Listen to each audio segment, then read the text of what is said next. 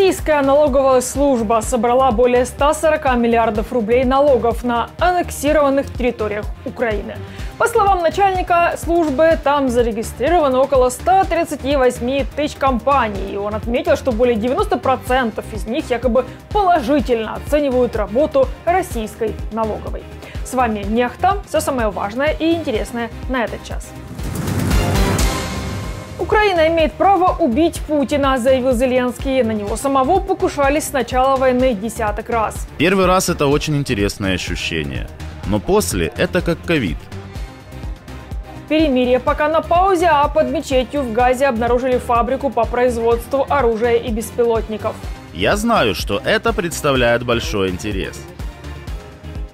Кадыров наехал на Путина. Дон недоволен тем, что диктатор не приезжает к нему в гости.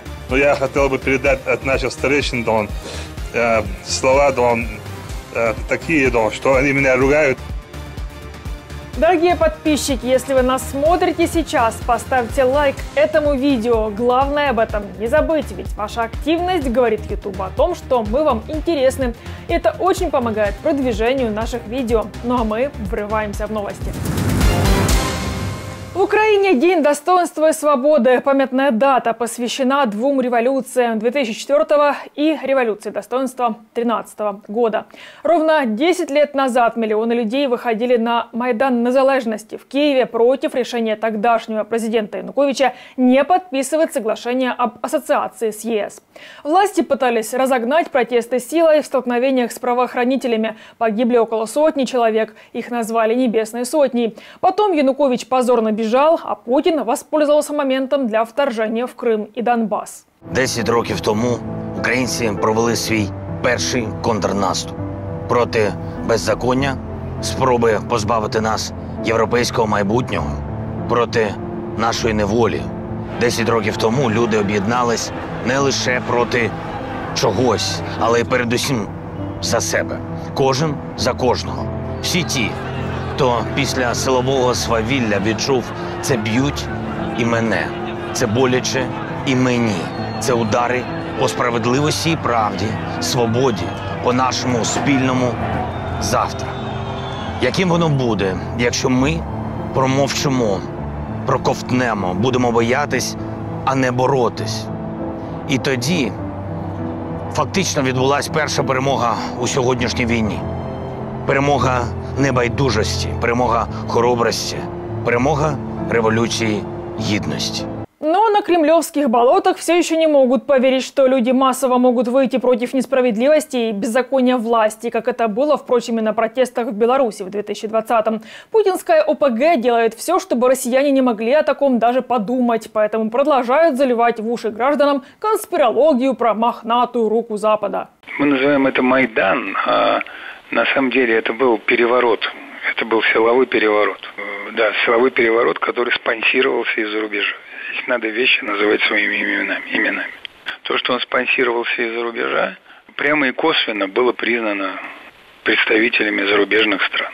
Это тоже ни для кого не тайна. Поэтому, конечно, такая предрасположенность, скажем так, киевского режима есть. Но для нас главное достигнуть своих целей. Для этого продолжается специальная военная операция. Армия РФ ударила по больнице в Селидово Донецкой области. Здание больницы частично разрушено. От обстрела 8 человек получили контузии и осколочные ранения. 2 человека погибли. Спасатели разбирали завалы. Повреждены около 30 домов. Через несколько минут после первой атаки оккупанты ударили повторно, но уже по шахте в селе Михайловка. Погиб работник предприятия. Оккупанты нанесли еще 2 ракетных удара по шахте. 1 работник предприятия погиб. Повреждены 4 здания, 19 транспортных средств, линия электропередач. 39 горняков оказались заблокированы под землей. По состоянию на данный момент все шахтеры подняты на поверхность. Украина имеет право убить Путина, заявил Зеленский в интервью британскому The Sun. Так, президент Украины ответил на вопрос журналиста, воспользуется ли Украина шансом лишить жизни российского диктатора, если будет такая возможность. В первые недели войны на самого Зеленского было совершено около 10 покушений. В первый день вторжения российский спецназ высадился в Киеве именно с этой целью. Первый раз это очень интересное ощущение. Но после это как ковид. Сначала люди не знают, что с этим делать, это выглядит очень страшным, но с каждым разом становится легче. Пентагон объявил о новом пакете военной помощи Украине на $100 миллионов из запасов. Минобороны США Украине передадут РСЗО М142 «Хаймерс» и боеприпасы к ней. ВСУ также получат артиллерийские боеприпасы, противотанковые комплексы «Джавелин», ПЗРК «Стингер», патроны, запчасти и снаряжение. О помощи объявили накануне поздно вечером после визита в Киев министра обороны США Ллойда Остина. Он добавил, что США ожидают того, что Украина продолжит вытеснять россиян со своей территории и зимой. По словам Остина, Украина уже нанесла оккупантам серьезный ущерб, и России потребуется значительное время, чтобы восстановиться. В таком конфликте, как этот, нет оружия, которое могло бы стать волшебной палочкой. Все зависит от предоставленных военных возможностей и их интеграции с имеющимся вооружением. Идет ли речь об F-16? «Хаймерс» или чем-то еще. Все зависит от того, как вы используете эти возможности и синхронизируете их для достижения нужного эффекта на поле боя. Это жесткая, изматывающая борьба. И такой она будет и в будущем. Я объявил о выделении еще $100 миллионов США. Это будут артиллерийские боеприпасы, дополнительные перехватчики для противовоздушной обороны, а также ряд противотанковых средств. Так что наша поддержка продолжается. Другие союзники и партнеры также оказывают нам поддержку.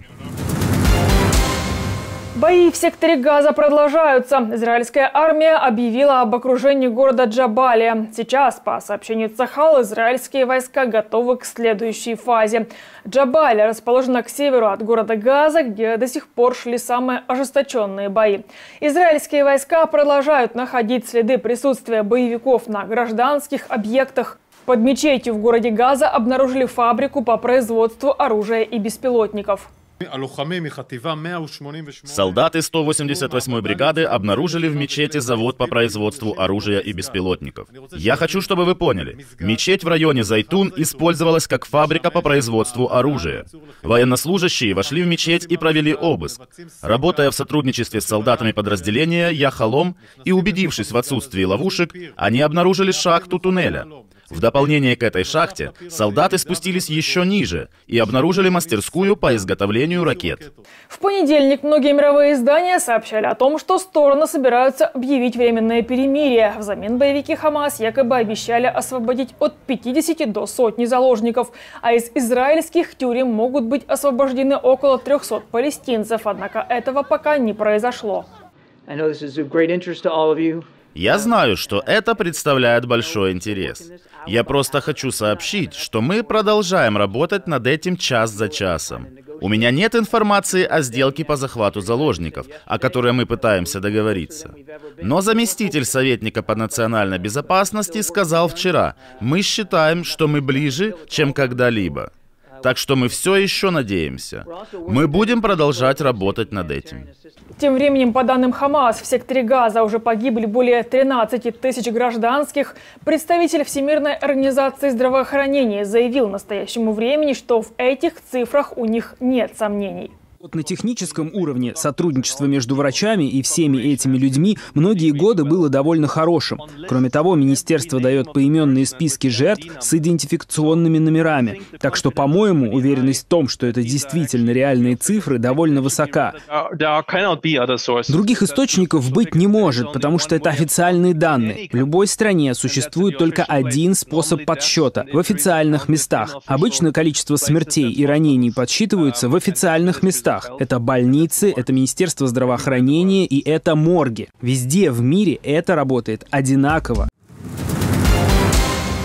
Кадыров Кадыров высказал претензии Путину. Главный дон Чечни сильно заикался и был недоволен тем, что президент РФ не приезжает к нему в гости. К тому же и старейшины тоже этим недовольны. Якобы Путин отстроил Чечню, а вот посмотреть на плоды своих трудов не хочет. Путин Кадырова поблагодарил, но при этом не ответил, примет ли приглашение. В последний раз Путин был в Чечне в 2011 году. Тогда он занимал пост премьера РФ. Спасибо еще за большое внимание, которое вы уделяете именно Чеченской Республике. Но я хотел бы передать от наших старейшин слова такие, что они меня ругают за то, что вы не приезжаете к нам в республику. Что вы все сделали для нас, восстановили республику, не только автовокзалы, аэропорты, но и вся республика восстановлена. Но мы давно не были у нас, поэтому они меня ругают и просили вам передать, чтобы вы приехали к нам в республику. Ну а тем временем 15-летний Адам Кадыров будет жить как почетный пенсионер в СССР. Канал «Можем объяснить» подсчитал многочисленные награды, обеспечит его пожизненным содержанием, бесплатными связью, протезированием и прочими льготами. 9 наград, что отпрыск главы Чечни получил в регионах, дают не только почет, но и деньги. Кадырова-младшего стали троллить даже в Кремле. На вопрос журналистов о том, не собираются ли Адама представить к госнаграде, Песков ответил, что ему об этом ничего не известно. 2 суперяхты Путина обнаружили журналисты центра «Досье». Это «Орион» и «Виктория». Последняя обошлась диктатору в $50 миллионов. Ее строительство финансировали структуры олигарха Тимченко. Всего у Путина есть не менее 9 роскошных яхт, в том числе и «Виктория», которой может пользоваться Алина Кабаева.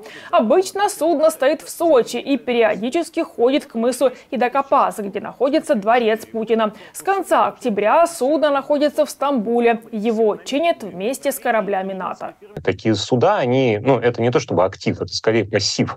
Оно, в общем, в основном только деньги ест и требует постоянного ухода, и требует постоянного ремонта. И раз в год зимой обязательно каждые такие суда их проверяют, ремонтируют, обслуживают. И вот худо-бедно с Graceful вопрос с обслуживанием как-то решили.